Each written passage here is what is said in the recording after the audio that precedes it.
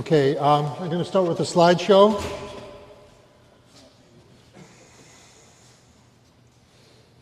Okay, so again, this is a picture of one of these. I'll show it to you in a second. It's called a mouth bowl. And I saw a YouTube video by Ernie Conover demonstrating this, and I said, well, maybe I could turn that into a club demonstration also. But I thought I would try to expand it to say, what else could you do with the bowl, with a branch besides just this one bird's mouth? And the photo on your left is the piece of cherry that I started with in order to produce that bowl. But before I get too far in there, I want to show you a little bit of my next slide, which is my my recent explorations out west, where I've added to my tree hunting experience. And was out in Arizona and Utah, and I came across a group of trees that I really didn't know much about. And one of them, and most of these are related to the juniper. So the common juniper, sometimes called the Utah juniper, is shown here. The bark is sort of rough, not too much different from most of the trees we have around here. But as I was walking on the trails, next slide, I came across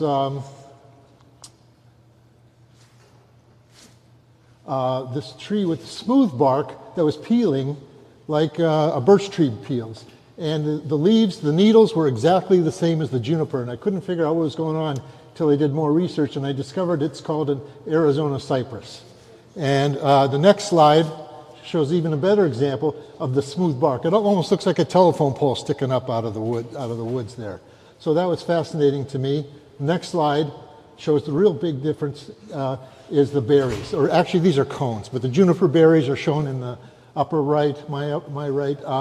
Those are the size of a pea, and you probably know that juniper berries are used to make gin, and if you squeeze them, they really do smell like gin.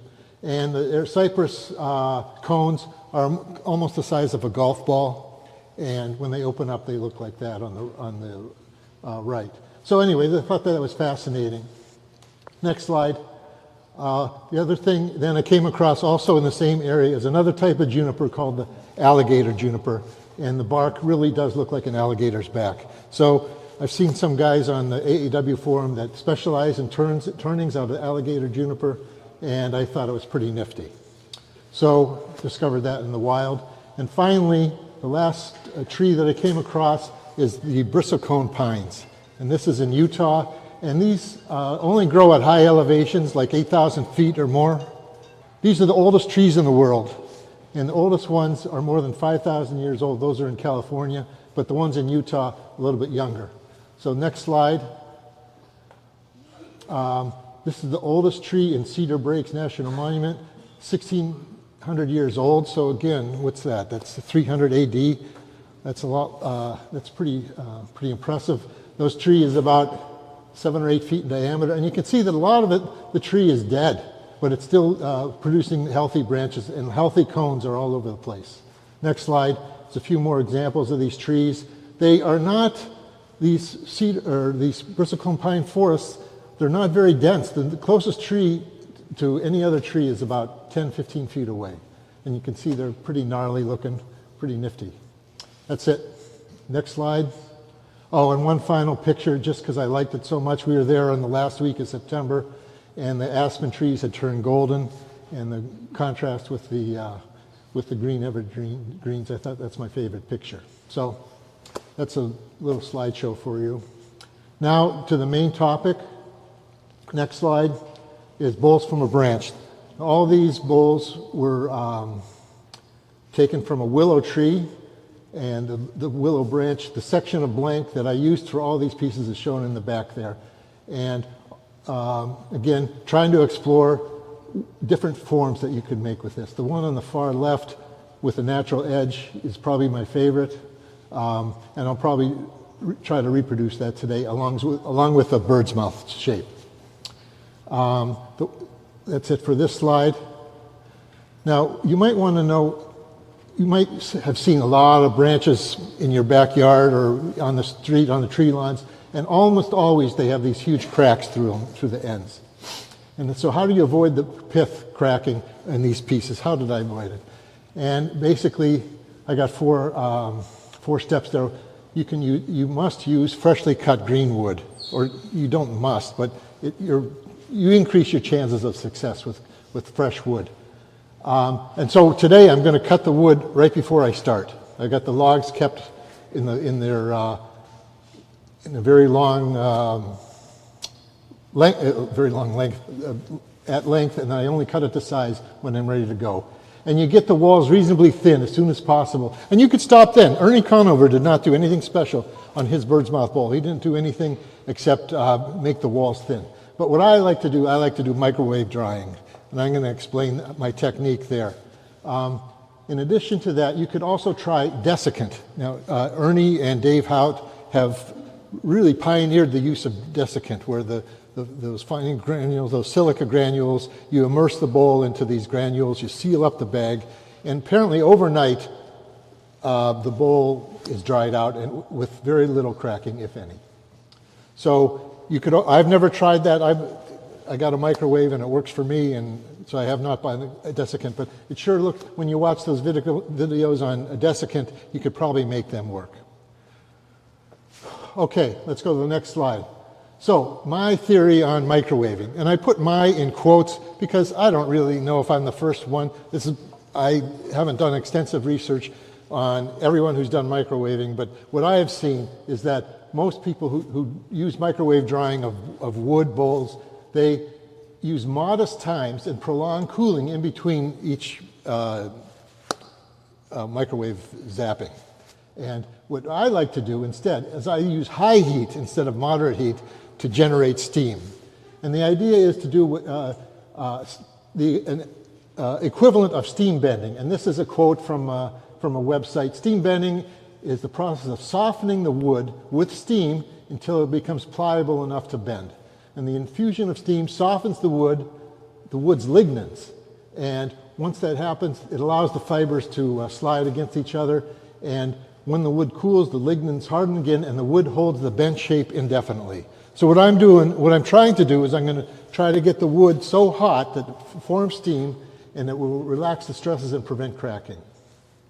Now, even though I have all this, I want to mention that there are some tricks that you have to keep in mind. One of them is you do not use your kitchen microwave. If you make a mistake, your microwave will be smelling for a month. Okay, so it smells of burnt wood. Yeah. Okay. 2, you have to keep track of the weight loss. And what I have here is I have my postal scale. It's a digital scale. It probably costs $25 on Amazon. And I use that. It has to be done with this type of thing. And you have to know your wood. So again, I have willow, pine, box elder, spruce. They burn sooner than the hardwoods. And that acronym DAMHIK, don't ask me how I know. Okay? So again, you can cause a fire if you're too aggressive. All right, so I'm going to show you some examples of how I microwave my wood. Next slide. Okay, so this is a typical microwave schedule. This is for a large walnut hollow form. It had very thick walls, 1 inch, because I was going to twice turn it. The starting weight was about 5,000 grams. That's like 11 pounds. I gave it 14 minutes. And I did that. I gave it 5 minutes. I took it out, felt it. It wasn't hot enough to generate steam. Put it back in for 5 more minutes. Still not hot enough. And then after 14 minutes total then, it was too hot to touch, pretty much. And I felt steam rising out of the entry hole at the top. Then I cooled it for about an hour, and I waited, and it had lost 200 grams. So I gave it another 20 minutes. 5 plus 5 plus 5, checking it each time. And then after the third 5, I was probably turning. So I let it cool a little bit. I gave it 5 more minutes before it cooled. So 20 minutes total, and it lost 400 more grams. I did 6 more minutes after that. These are in consecutive days, for example. And it lost another 100 grams. I did 10 more minutes. Again, put it in for 5 minutes, took it out. Wasn't hot enough, put it back in for 5 more, and I did full cooling. And it lost 200 grams. Then I did 5 more minutes, and it lost another 100 grams. And then I let it sit. I felt I'd given it enough steam that I didn't need to do anymore, but I knew it was still wet or not fully dry. And you see, after a month, of drying, it lost another 300 grams. Let it sit for another month, lost 100 grams, and then another month, and it lost 30 grams. I figured I was pretty much near the end. So total, it lost 3 pounds out of the original 11. So that shows you how much water is in that wood. About 5 or 6 days. Okay. And again, I'm not pushing it that hard. I'm doing it when I'm turning. So I stick it in the microwave and I go do some turning, come back and give it another zap. So it's not like I'm sitting there reading a book waiting for 5 minutes to ding or something like that, right? Okay. Next example. Next slide. So this one is a willow, one of these bowls from a branch right here. And you can see its starting weight was 350 grams. Willow is a very lightweight wood. Almost, it could probably fly in the slight breeze sometimes, it seems. I gave it 5 minutes. I gave it 3, took it out. It wasn't hot enough. Stick it back in for 2 more minutes, and it had lost 100 grams. I gave it 2 more minutes, and it lost 50 more grams. So it's still losing weight pretty fast. I gave it 2 more minutes, and it lost 20 grams, but burning had started. And I'll show you the bottom of this one in a minute where the bottom had started to burn. But it lost half of its weight in 5 minutes. And you know I was near the end there. Okay, next example, final example, cherry. Again, a bowl from a branch. It started at 300 grams. I gave it 5 minutes. It lost 75 grams. I gave it 2 more minutes, and it didn't lose anything. It only lost 2 grams. So most of the time, most of that 2 minutes was spent doing nothing except heating the wood. However, because cherry is resistant to burning, nothing happened. It just, it was fine coming out of the microwave. And this one only lost 23% when it was fully dry. That's because probably that cherry log was not as dry or not as wet as the willow. So anyways, those are the types of things you got to keep in mind when you the microwaving. No, I just use weight. I do not own a moisture meter, but I find the weight is perfect for me. Okay, so now I'm going to start. Oh, let me talk about these first. Okay, so again, this is made from cherry. All right, that's not bad, I guess. So cherry, this is a bird mouth shape. I'm going to demonstrate this one today.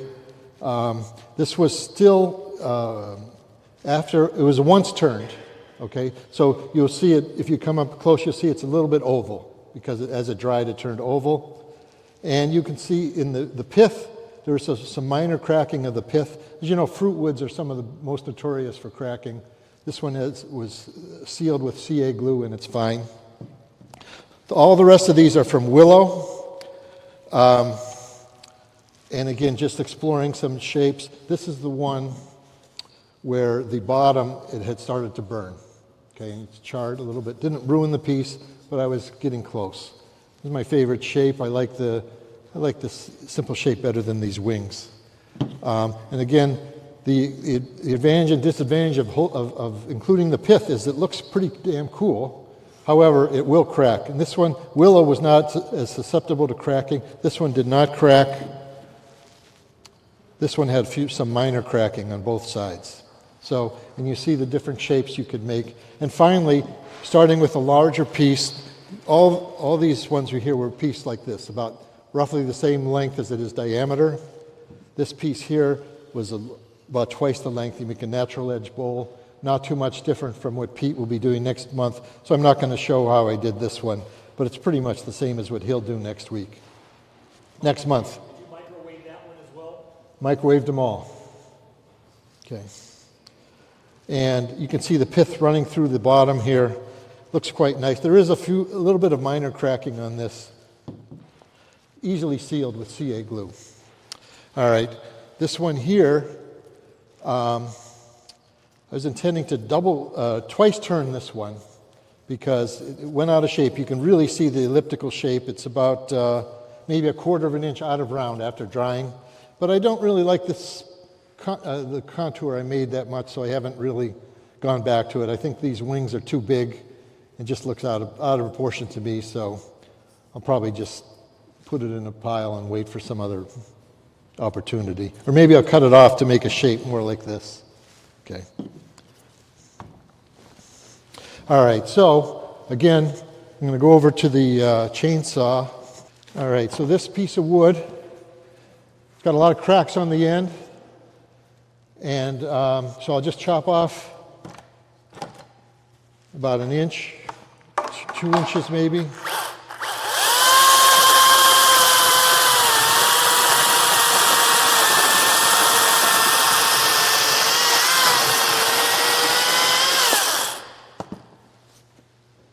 Yeah, crack free. Okay, so I'll be able to use that. This is about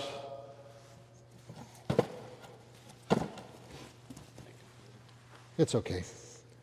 I don't want you to there, just to play it safe.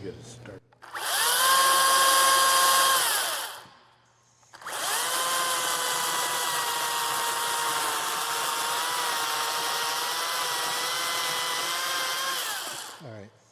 I'm going to cut this one while we're here. I'll use it in a minute. This is your piece, right? Yeah. So if you're in the lead class, this is the stuff you'll be choosing from to pick your own piece. This is not really cracked. I'm going to use that.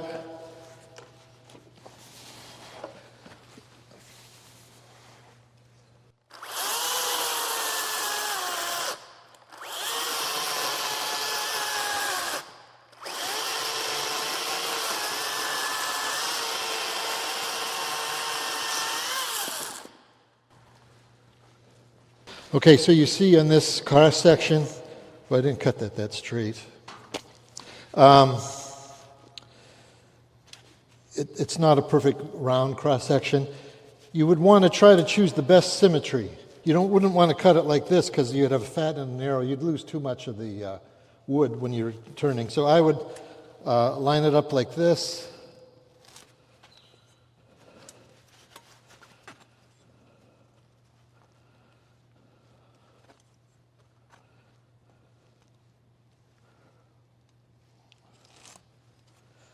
Then you have to I don't really, I think you'd have to experiment to decide, is it better to put the tenon on the narrow side versus the fat side? I think it would be slight differences on how you're doing it.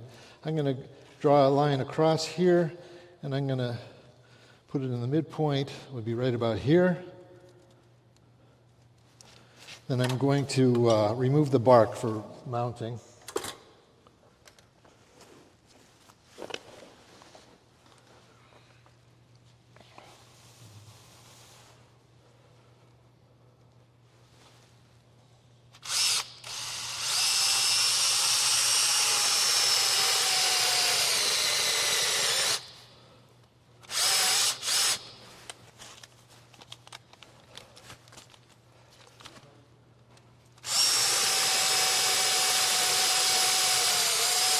Okay, so it looks like this. Okay, so this will go here. So bring this up, lock it in place, inspect it, get a little bit more aligned. Now this is pushing into bark, so you're going to have to continually tighten it as the wood starts to creep. That looks pretty good. All right, move this out of the way.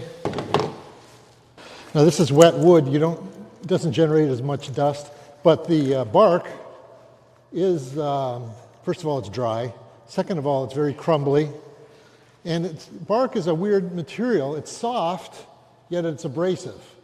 So it wears your tools out faster than real wood. But I'm going to first form a tenon here, and then I'm going to reverse it, put it in a chuck, and make the final shape. I'm going to be using mostly bowl gouges for the outside shape. On the inside, you have lots of choices. I'm going to try to make a wide mouth so that most of you in the lead class can follow that, and you don't have to have specialized tools. You could use your standard scrapers or an easy wood tool or anything you had Even a bowl gouge can get you partway down. So these first cuts, you're going to be turning more air than wood. So in order to make that go easy, I'm going to use what's called a pivoting cut. Put the bowl on the gouge on the tool rest, and I'm going to pivot like this rather than slide, okay? And that'll take out, it'll be a more gentle cut and allow you to get these corners off.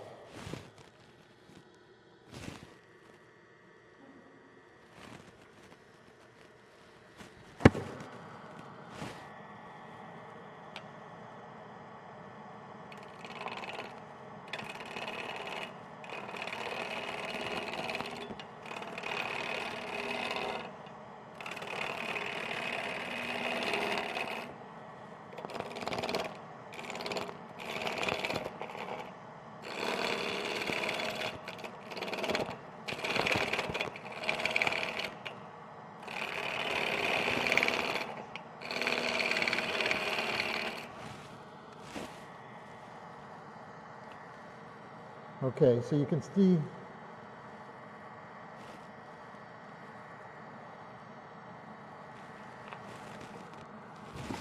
I didn't really mount this in the as symmetrical as I should have. I was cutting a lot on this side and not on this, so I'm going to move it.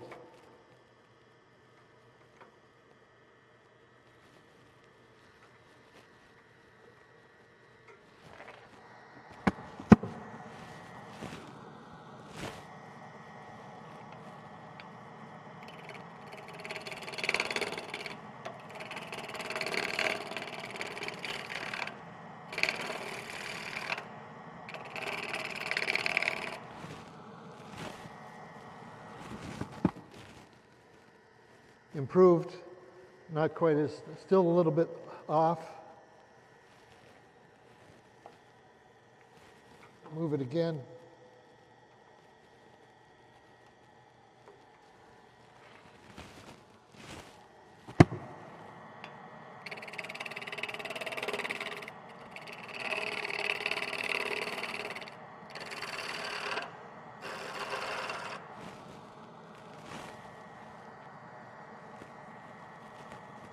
Okay, now you can't tell here, but you can tell here the bark is equivalent on both sides. So I think I've got it centered in the chuck as best I can between centers here. I'm going to move this like this. I'm going to make a tenon now.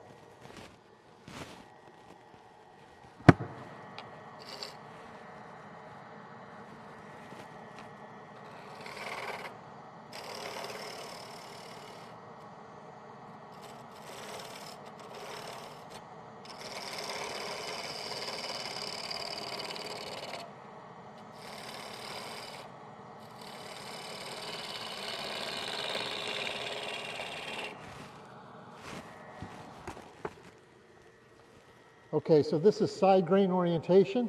So the best cut is from the smallest diameter to the largest.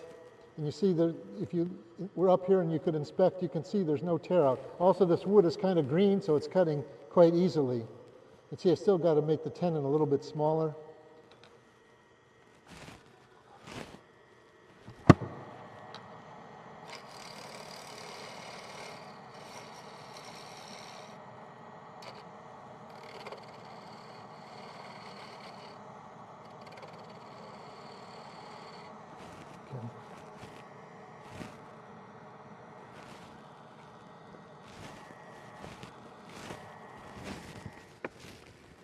Okay, so before I do anything else, I want to make sure I keep the center marked for subsequent remounting.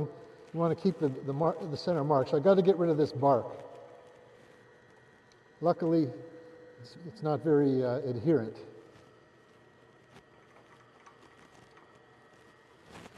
Check to make sure okay, I missed.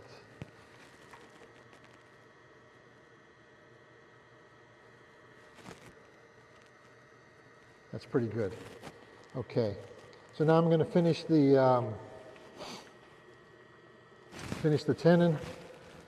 Most important angle is this. I'm using a one-way chuck, which needs a straight tenon, but it's even more important that this angle here is 90 degrees to the bedways. And right now it's like 93, and I've got to get it to 90 or even 89 to play it safe.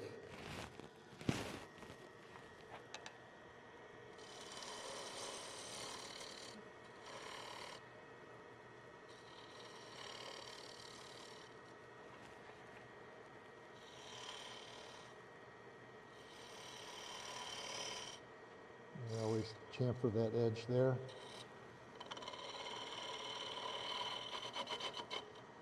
Okay. Now you notice I didn't measure this diameter. I'm just using my my eyes as in memory. I do have a gauge at home.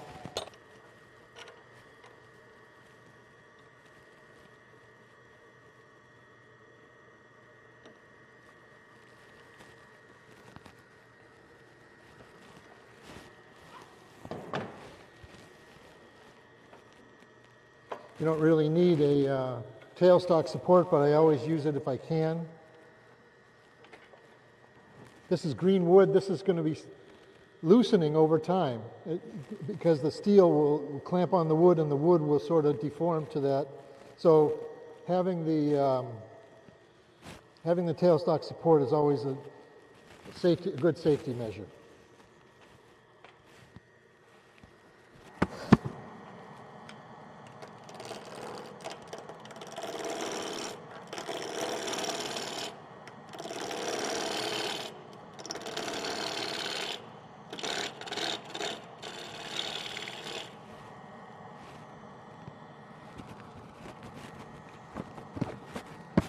Okay, you see it's not quite, it's still flat on this side, it's round on this side, so I've got to remove a little bit more. But I'm going to start working on the bird's mouth shape first.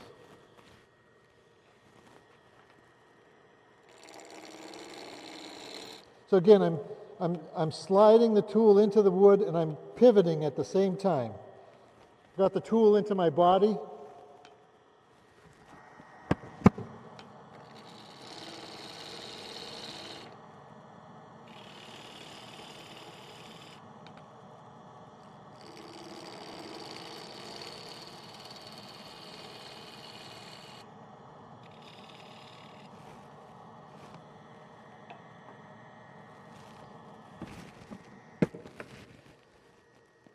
All right, so the basic shape is there. Still got to cut a little bit more because it's flat on both sides and it's flat here. So I'm going to work on the body first.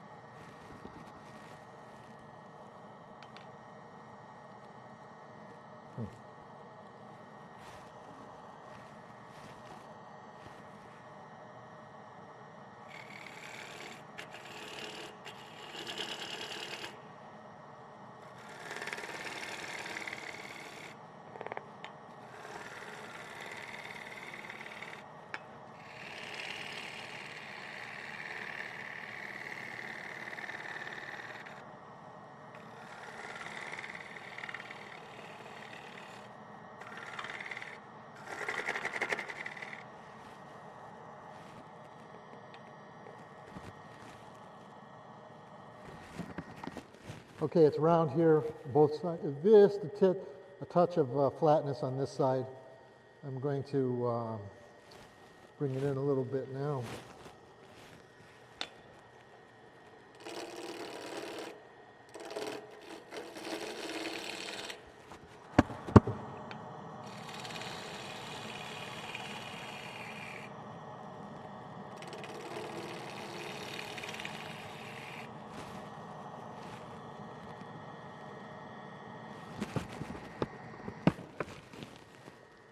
All right, right, that's looking pretty good. At this stage, I'm going to add some CA glue to the bark, intending to hopefully it'll allow it to stay on better. No guarantee it will.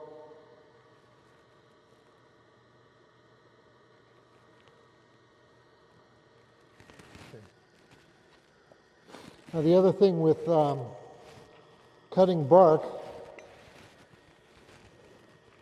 it's better to be cutting in this direction because you're pushing onto the bark. This way you're sort of potentially peeling the bark off. I didn't bring my accelerator. That's probably dry. I'm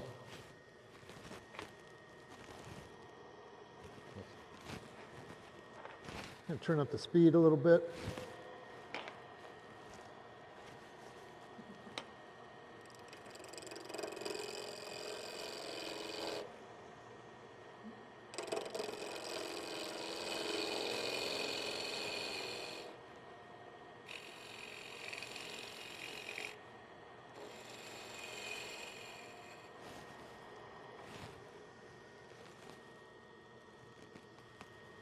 Okay, still got a little bit of flat there.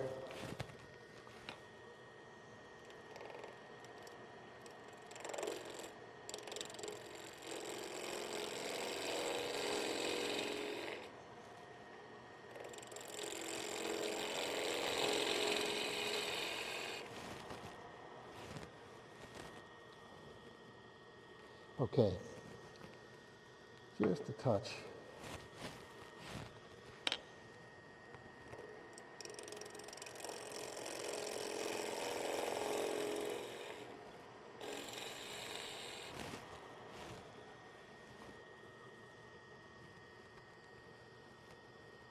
All right, looks good there. You can see that, I don't know if you could inspect here, even because I'm going in the incorrect cutting direction, I'm going from large diameter to small. See right in the certain areas, there's some tear out.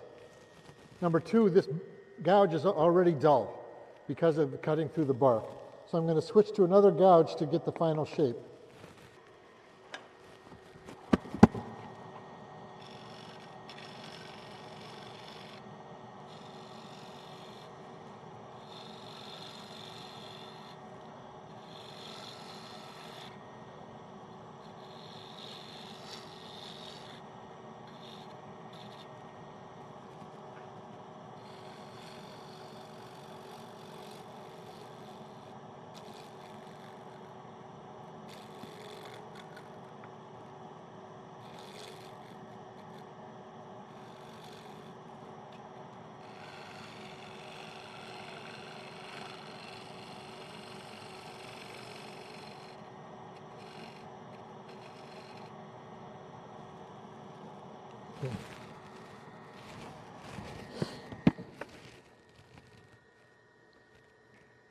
All right, so it's, you can see that the branch itself was not perfectly symmetrical, or maybe my mounting, I could have adjusted the thing a few more times, but the two wings of the bird's mouth are roughly the same. One's a little bit higher than the other, and you can live with that.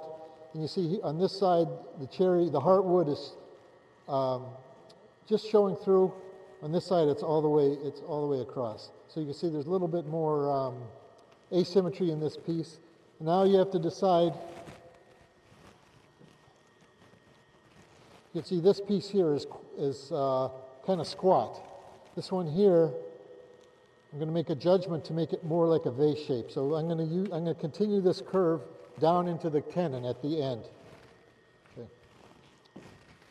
All right, so I'm ready to start on the inside. I'm going to check to see how loose this is now. Not too loose. It still needed to be turned.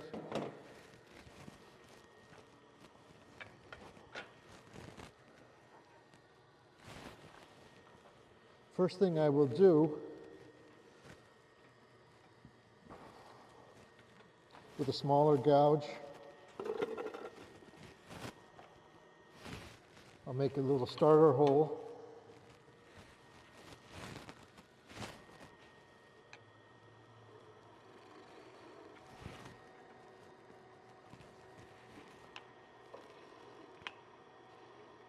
Okay.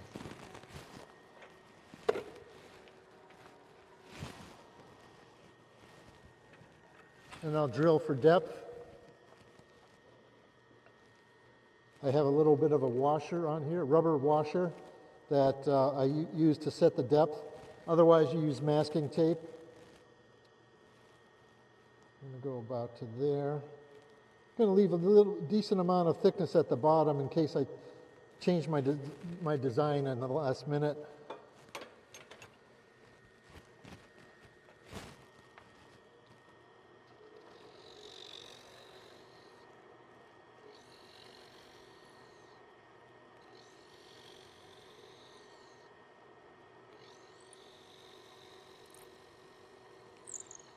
That's it.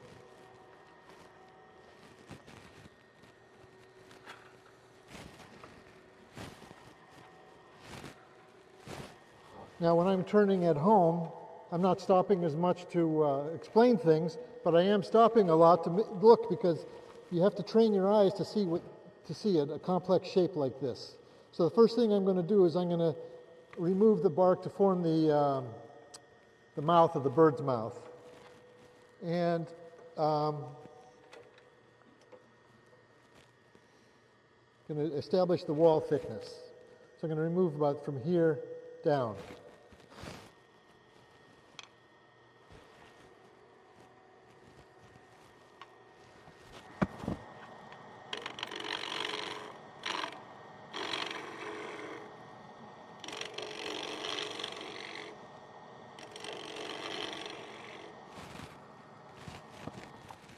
Check to see how it looks.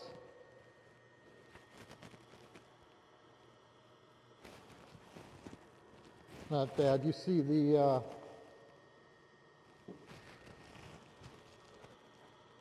think if I remove a little bit from here in, it'll make the bark equal thickness around the edge.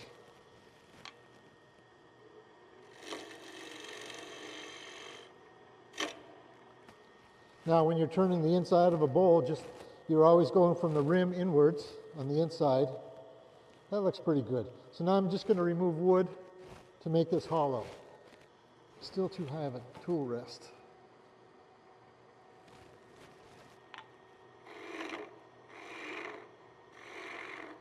Okay, handle in my body.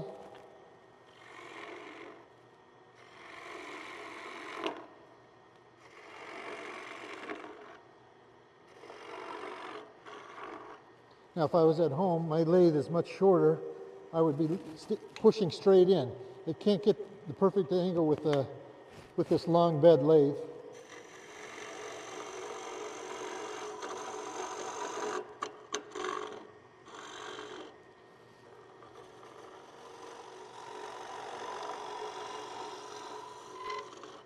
Okay. So with this bowl gouge,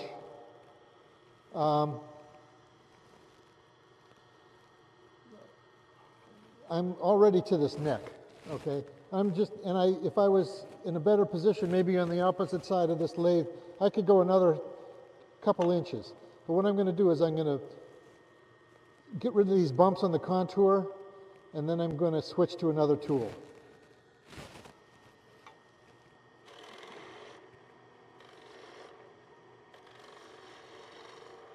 You see these nice shavings coming up.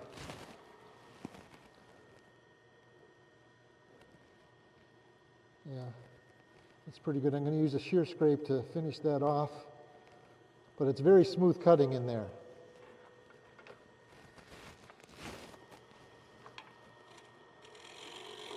Shear scraping has the handle down.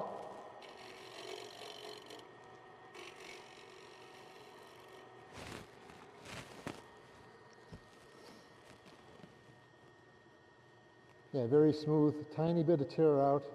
Okay. Now, you know, I've been preaching the benefits of having a boring bar, straight boring bar. This is a homemade tool. This is my oldest tool. These high-speed steel bits, 3/16 here. I've got another one 1/4 of an inch. Put in with set screws, and very easy to sharpen, very stable, very catch-free. Now you can hollow this out. If you don't have this, if you watch Richard Raffin, he would use a regular scraper with the right profile. He could hollow this whole thing with about maybe 2 or 3 different scrapers to get various shapes.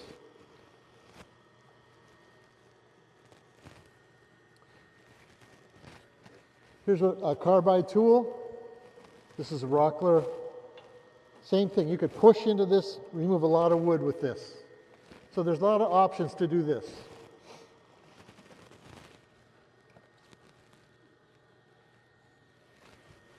And use a straight boring bar. This is the same one as this, except it's got a slightly bigger tool bit in the end. This is 1/4 inch wide.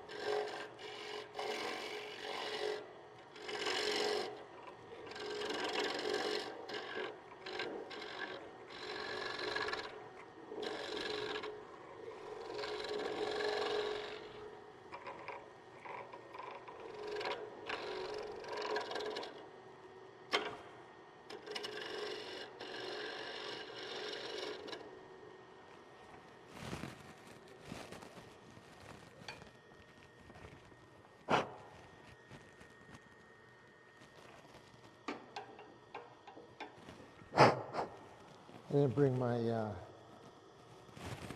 scoopers. Sometimes the shavings, especially with wet wood, they get packed in there. Okay. We measure wall thickness. Here on the end, it's about 7 millimeters, goes to 10, and then it's like 15 or 20 by here, by the time you get to here. So quite a bit more wood to remove.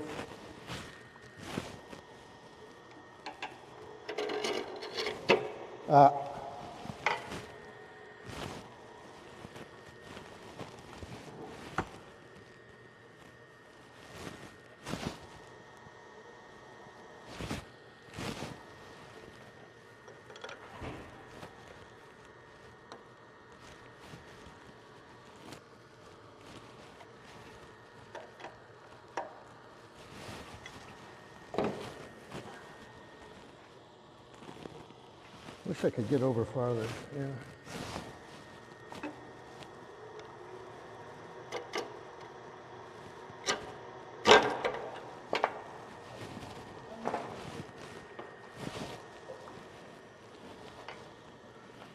I got too much wood here to try to salvage this, but if I was at home, we could redo a tenon. I'm going to just start over. All right, let's try it again. This is a little bit oval in this shape.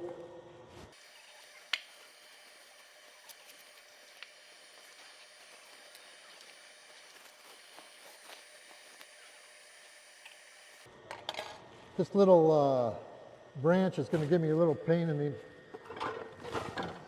the butt, so I'm going to come over here. Okay, so I'm looking at it.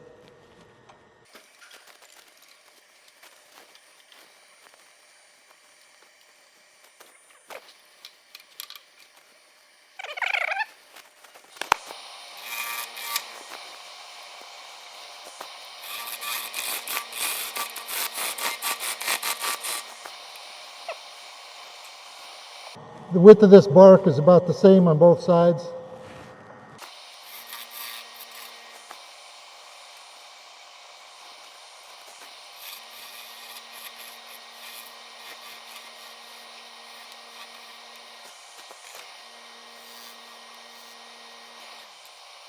That looks pretty good.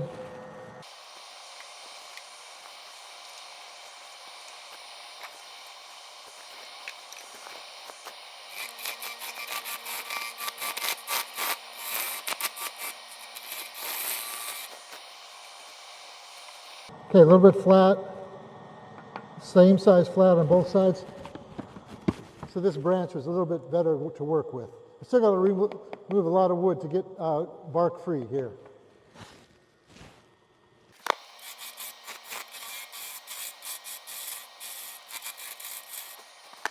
This wood is quite wet. It's spraying me as I go around. That's a desirable thing. There's some branch here causing a punky spot. Going to switch to a sharper gouge now that all the bark is removed. Much of the bark is removed.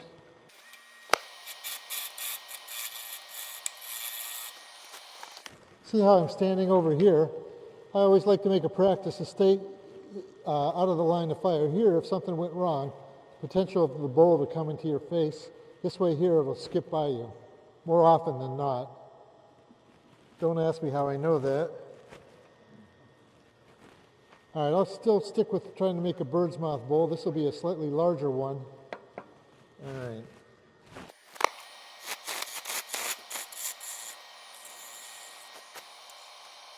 All right, this one is very symmetrical. Very happy with that. So I'll just work on the shape of the mouth.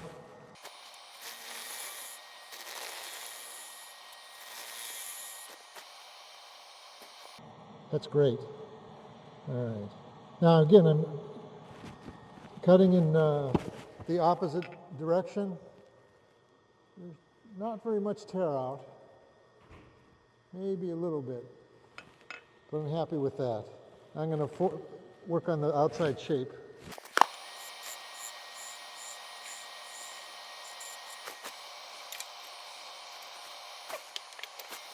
I find a smaller gouge gets you a cleaner cut in most cases. Got some terrible tear out here I'm going to work on.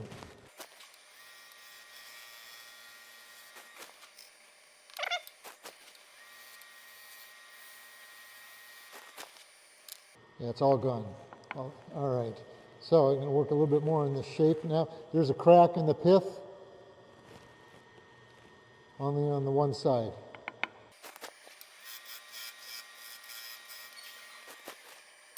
How's that for a shape? You like it? Not bad. I'm happy with that. I'm going to do a little shear scraping to get rid of the bumps.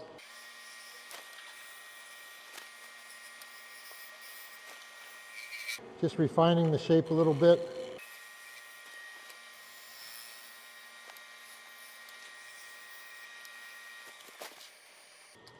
All right, happy with that. What about there?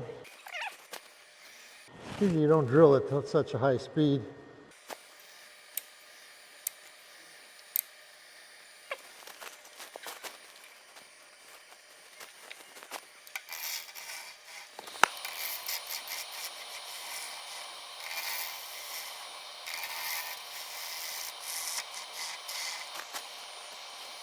Very uniform. Just go for a thinner wall.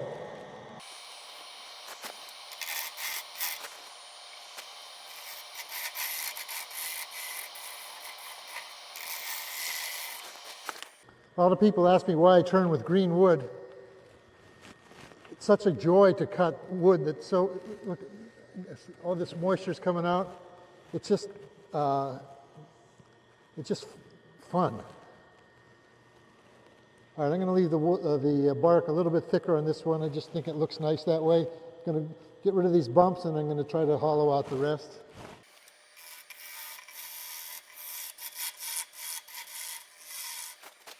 Now you'll notice as I'm getting close, my hand is getting closer and closer to this wing. You only make that mistake once. All right. That's a reasonably smooth curve. There's a little bit of tear out. I'm going to live with that because I want to catch up for being behind now. I'm going to hollow out the rest. Now on this one, I'm going to make the hole, entry hole, a little bit larger than the other one to keep it in proportion. And again, you could use a bowl gouge for a lot more of this.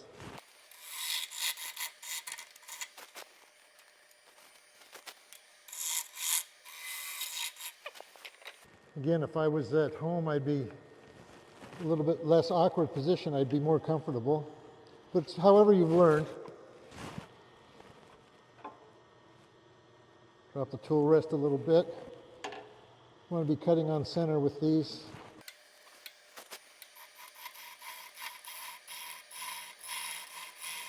Now, you know, when you drill a hole with a twist drill, no guarantee that it's gone straight in. In fact, it's almost guaranteed not to be straight.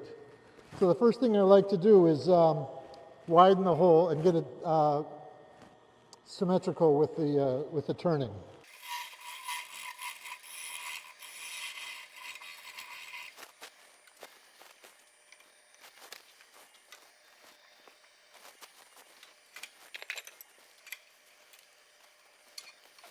Now the advantage of a 3/4 inch boring bar, you can hang over the tool rest quite a bit without getting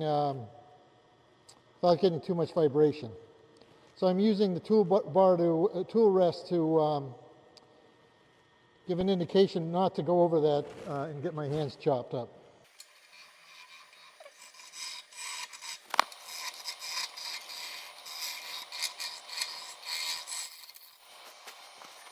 Just double checking here. You can see that it has loosened up.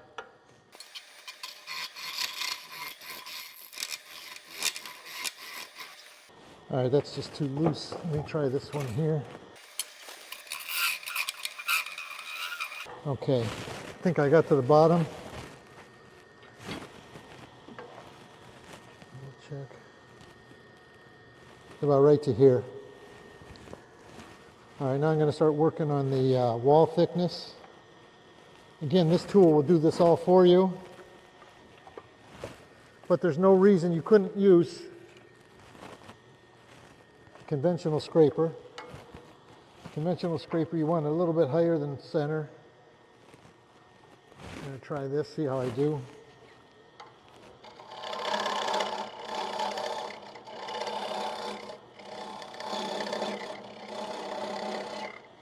It's working fine.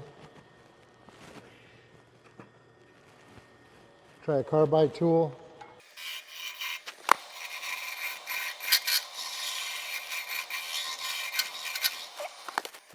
That was cutting quite nicely.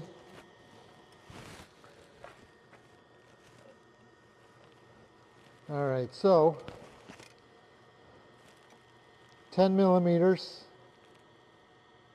13 millimeters, back to 10, 10, and then right to here. Starts getting thicker. So I'm about halfway done. Going to work on the smooth curve first.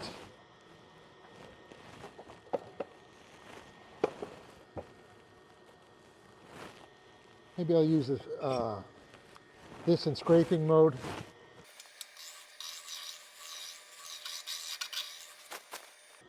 Pretty smooth. I'll work a little bit on this, on the bird's mouth. Let me do that before I forget, before it goes. This is still wet wood. As it dries, you're not going to have a chance to work on this again once it warps.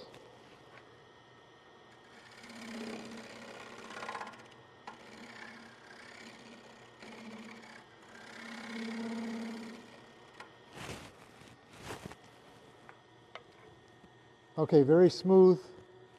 I like the contour. And go back inside. The first inch beyond the neck is pretty good. I'll work on the rest. I'm going to use this. The carbide tool is working pretty good. It's only a 1/2 inch shaft, but it's removing woods pretty efficiently.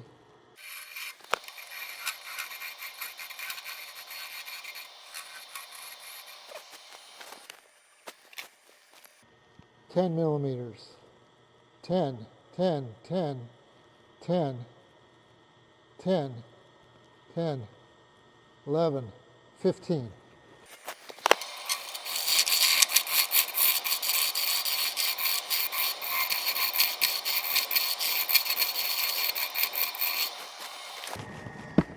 Now, if Richard Raffin was here, he'd have a scraper maybe twice this width, and he'd go in there and he'd be doing these nice smoothing cuts. Okay, I've got the general shape here. Most of the wood's out. It's still quite thick in the bottom half. I'm going to go to this tool. It's got a wide cutting edge, which is what I'm looking for, just to do smoothing of the walls from about here back. Now, I can see this is cracking, just on the one side. These cracks have grown since I've been cutting. This tool puts the cutting edge, the scraping bit at a negative rake.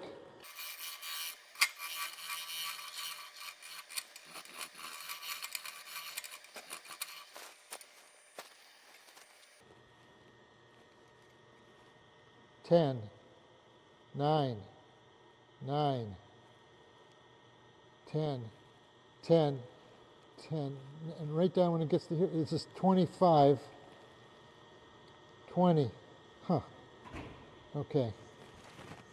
So still quite thick on the bottom. Get rid of a little bit more wood.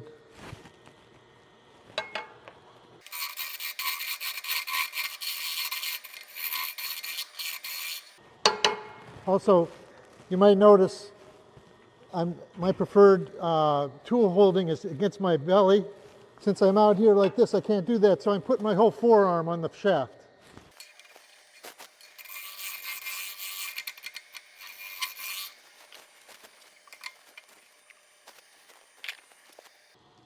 Yeah, it's pretty good. I'll just smooth it out. Let me check the thickness one more time. I'm always measuring the thickness with the mouth in the same position. 10. Oh. Yeah, 15 it says now. 10, 10, 15.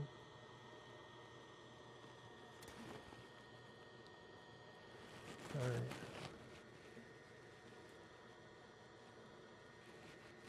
All right, I'm going to go a little bit thinner. Use another, taking this bit out and putting in this one.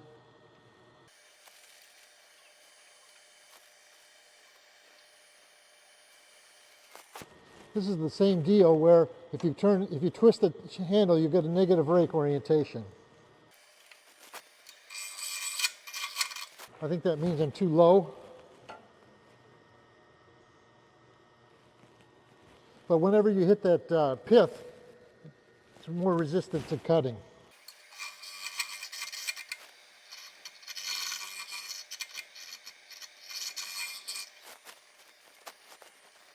It's pretty smooth except for a little bit of a bump at the very bottom.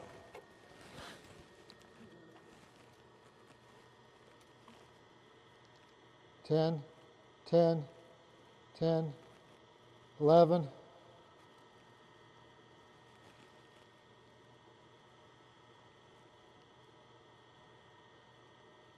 Still pretty thick about from here down.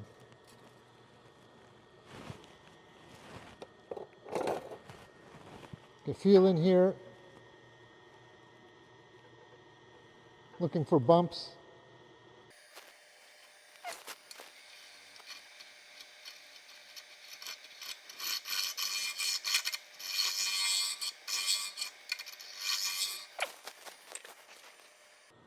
That's pretty smooth in there. What I'm going to do now,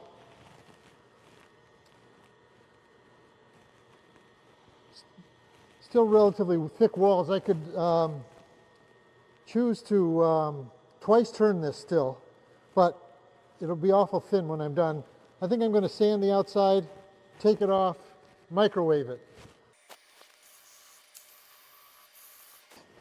You know, wet wood does not sand that great. I'm only going to go to 120. This is really wet. You could feel it with your hands.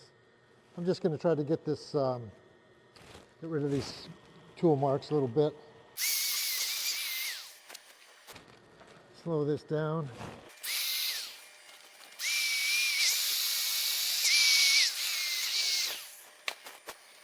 All right. The rest I'm going to sand on the drill press if we have time. 654.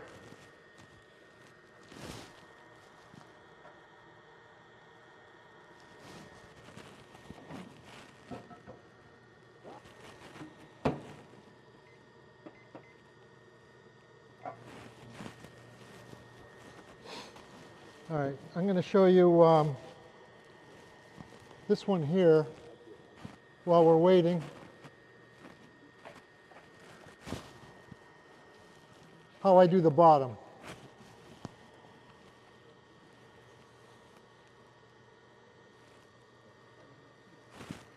Okay. This is just random scrap wood. I put a piece of thin leather glued on here, and then I put some 100 grit sandpaper on top of that. This tenon isn't the greatest, so I'm just going to double check to make sure I got it in there reasonably close to being in. Yeah, that's pretty smooth, pretty aligned. Going to tighten this. A lot of times I use sandpaper. A lot of times I use shelf liner to make a soft cushion. I think a mouse pad is possible. Mouse pads tend to be too thick, too cushiony. Now I've got a hole in this little stub. Before I do that, let me just show you. I don't know if you could tell. It's quite elliptical. It's probably this axis here is probably 1/4 of an inch longer than this axis here.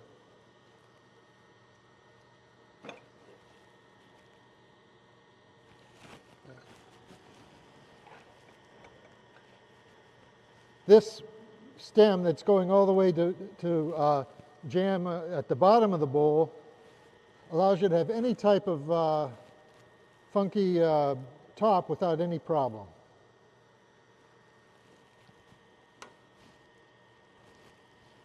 And I'm going to double check a little bit. Maybe I said 1/4 of an inch out around, maybe it's closer to 1/8. Now you notice on that one, even though it was cracked, I didn't try to heal the crack. I didn't put CA glue in it yet, because the thing's going to be warping a little bit. I don't know how good CA glue stands up to heat, probably not that great. So just let it do its thing, and then heal it when it's fully dry.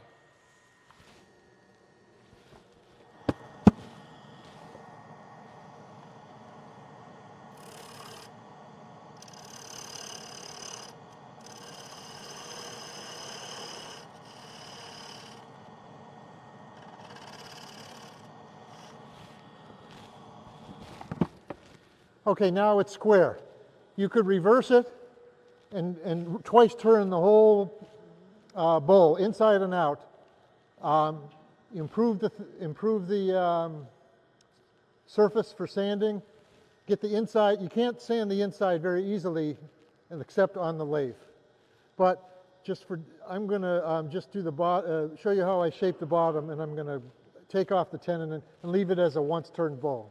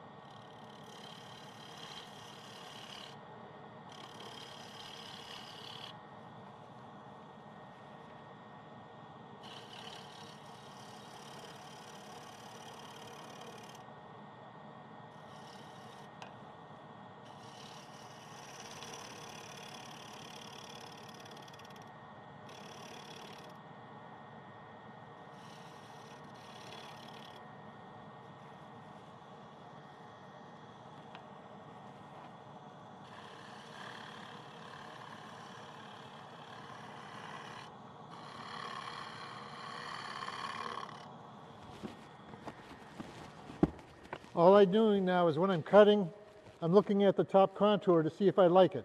If it's not curved enough, I try to curve it more.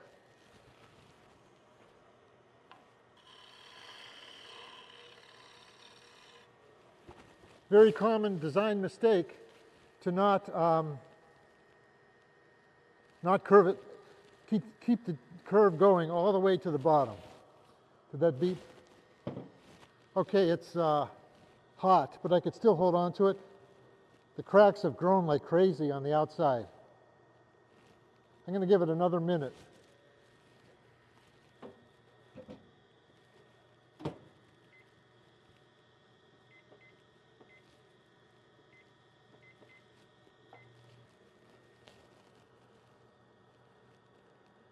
All right, so it's elliptical from here up, and it's round from here down. So I'm going to blend that with the sander.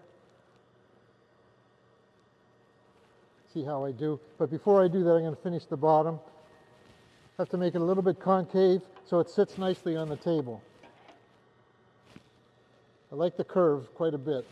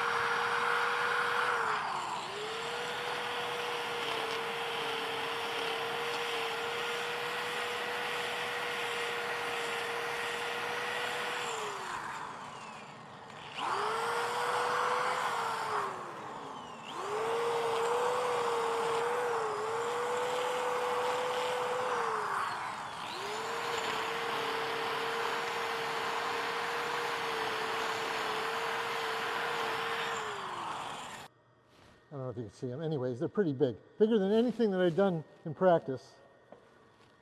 Still not hot enough. I don't know if you can see there's like water dripping off the front.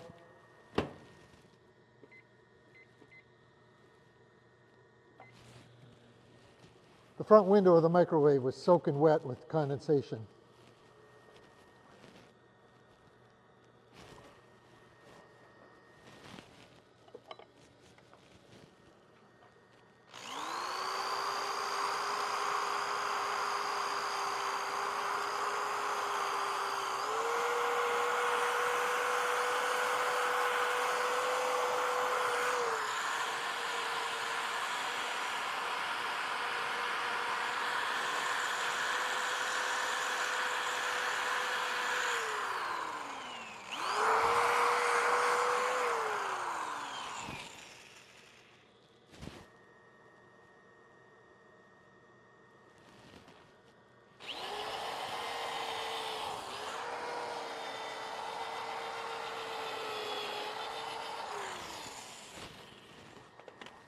All right, now I'll heal these cracks.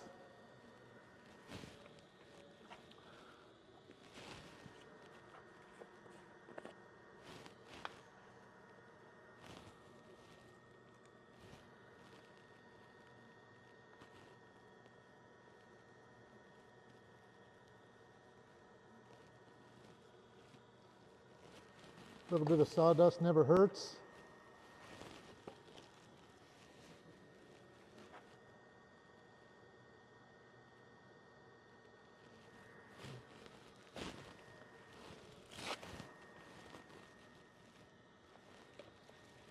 Use the old sandpaper because wet sanding with CA glue works great to seal a crack, but sandpaper lasts about 10 seconds.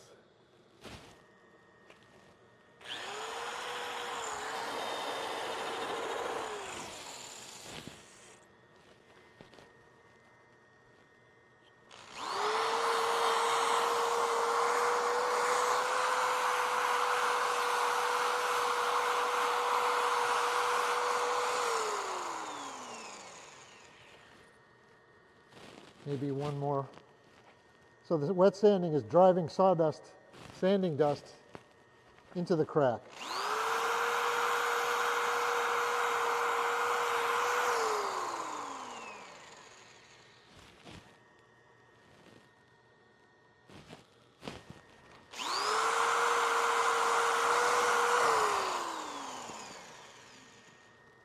All right. Happy with that. There's a little bit of tear out right there. Go back to the good sandpaper. I don't know if you see the sandpaper when you come up. You see it's now clogged with a mixture of CA glue and sanding dust.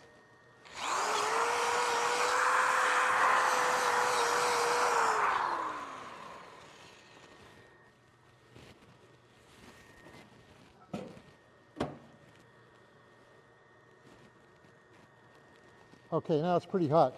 These cracks were more open before that last 2 minutes. So as it's equilibrating, the cracks are closing a little bit. Can't weigh it now because steam is coming out of it like crazy. You know, I'm going to give it another 2 minutes.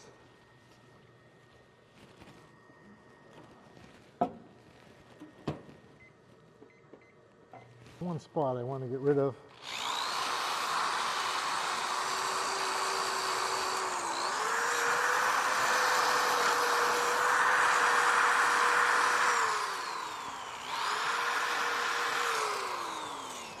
Okay. All right, so that's basically my technique for sealing the cracks. Combination of adding fine powder into the cracks and sanding with wet sanding with CA glue. This I will remove with a saw and or a Fordham drill bit. Remove that. It doesn't look that bad. I was not happy with the shape of it, but it looks better now that I took the tenon off. This is rough. I would have to sand this on the drill press. I'll show you that. Might as well show you it because I can't do anything else. Unless you have questions. See, I have 2 sets of these sanding pads that work on the same holder, the roll lock holder, the 3-inch diameter and the 2-inch diameter, with and without a soft interface pad.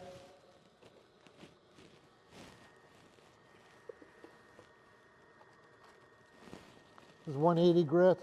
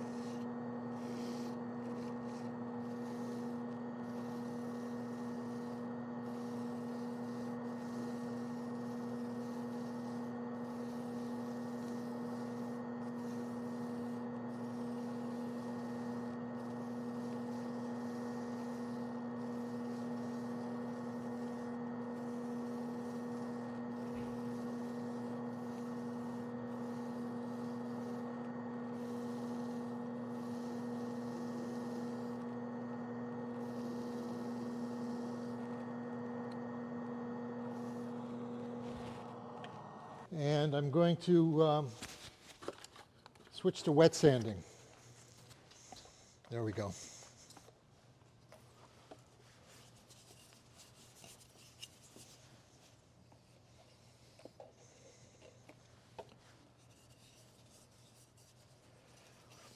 You know, I prefer walnut oil.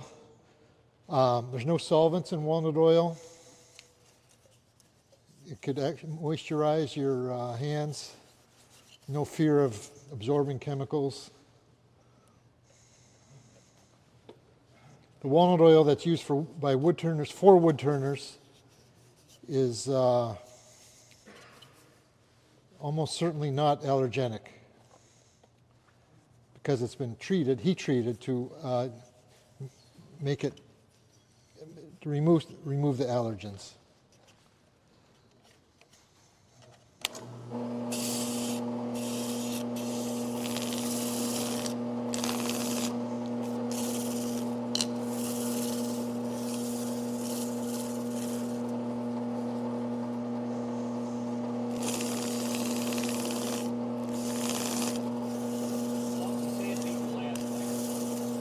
Sandpaper with wet sanding lasts longer than dry sanding. But you got to keep it wet. If it gets too, if you build up too much of a sludge, it's not going to be good. However, if you make it more like a slurry instead of a sludge, it'll keep on working. So if it starts to get clogged up, just add some more oil.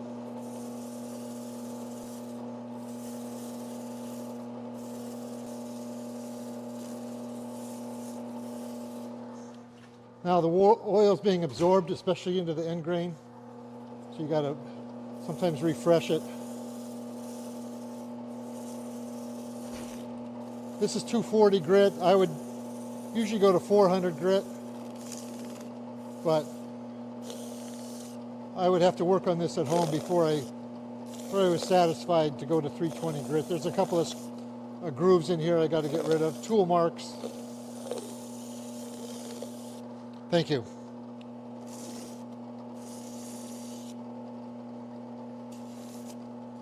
All right, let's add a little bit more to this.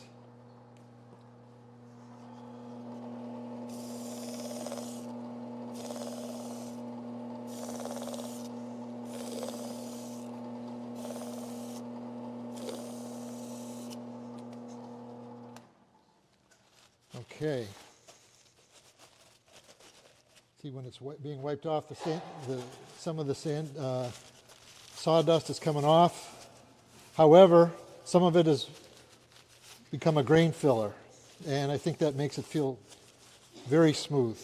You see, when I pass this around, you'll see there's a few things that need to be taken care of at 100 or 120, 180 grit before I go on. But I think you could see that it looks kind of nifty. Let's see. This is still quite warm. The bark started to delaminate. Let me just